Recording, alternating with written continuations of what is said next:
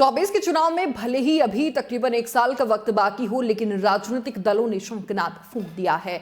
अपनी अपनी पैठ बनाने राजनीतिक दलों ने अब शुरू कर दी है। आज यूपी की जिस सीट पर हम चर्चा करने वाले हैं वो सीट यूपी की बेहद ही महत्वपूर्ण सीटों में से एक है। जी हाँ, हम बात कर रहे हैं सहारनपुर सीट की। नमस्कार, देख रहे हैं आप न्यूज़ 18 और मैं हूं आपके साथ अंजलि मलिक। उत्तर प्रदेश की सहारनपुर लोकसभा सीट पक्ष विपक्ष दोनों ही पार्टियों के लिए खासम खास है। इस सीट पर अगर 19 का रिकॉर्ड उठाकर देखा जाए तो यहां मोदी लहर भी काम नहीं कर पाई थी और इस सीट पर हाथी के सामने न कमल खिल सका था, ना ही पंजा अपना कुछ खास कमाल कर पाया था। मायावती की पैतरेबाजी यहां काम कर गई थी और बसपा के हाजी फजल उर रहमान ने 5,14,139 वोटों से बड़ी जीत हासिल की थी। इसी के साथ ही भाजपा के राघव लखनपाल 4,91,722 वोट पाकर कमल नहीं खिला पाए थे। इसी के साथ ही कांग्रेस के इमरान मसूद 2 लाख से ऊपर वोट उन्हें मिले थे, वो भी हार गए थे।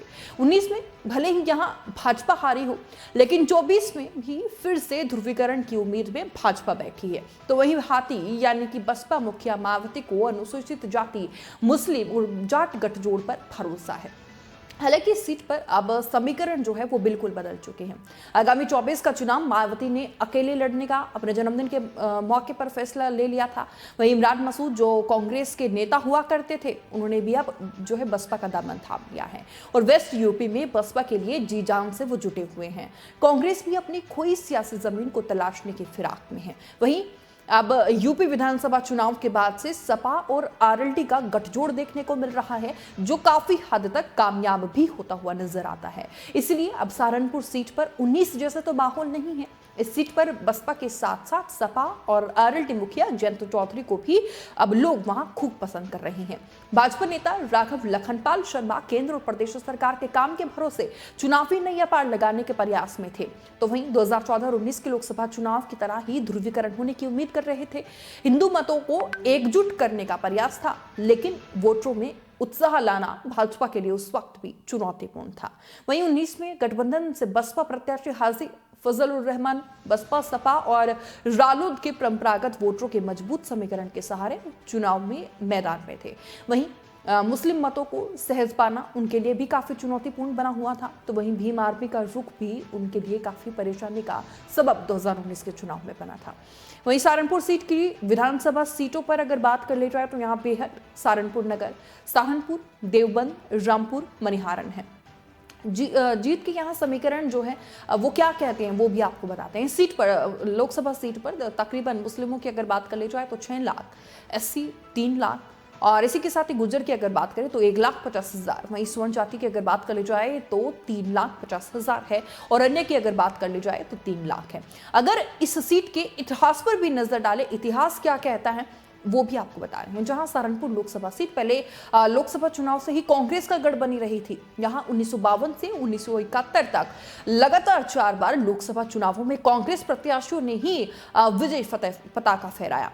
कांग्रेस के इस विजय अभियान को जनता पार्टी सर्कुलर के नेता राशिद मसूद ने रोक दिया था। इस लोकसभा क्षेत्र से सबसे ज्यादा 5 बार राशिद मसूद सांसद चुने गए थे और खास बात देखिए, खास बात यह थी कि 4 बार पार्टी बदलकर चुनाव लड़े और जीते भी। इस लोकसभा सीट पर समाजवादी पार्टी को सिर्फ 1 बार ही जीत का स्वाद चखने को मिला था, जबकि बहुजन समाजवादी पार्टी और भाजपा 3 बार इस सीट पर विजयी बनी। दलित और मुस्लिम बहुल्य ये क्षेत्र 1951 में हुए पहले लोकसभा चुनाव के दौरान 2 लोकसभा क्षेत्रों में बंट गया था।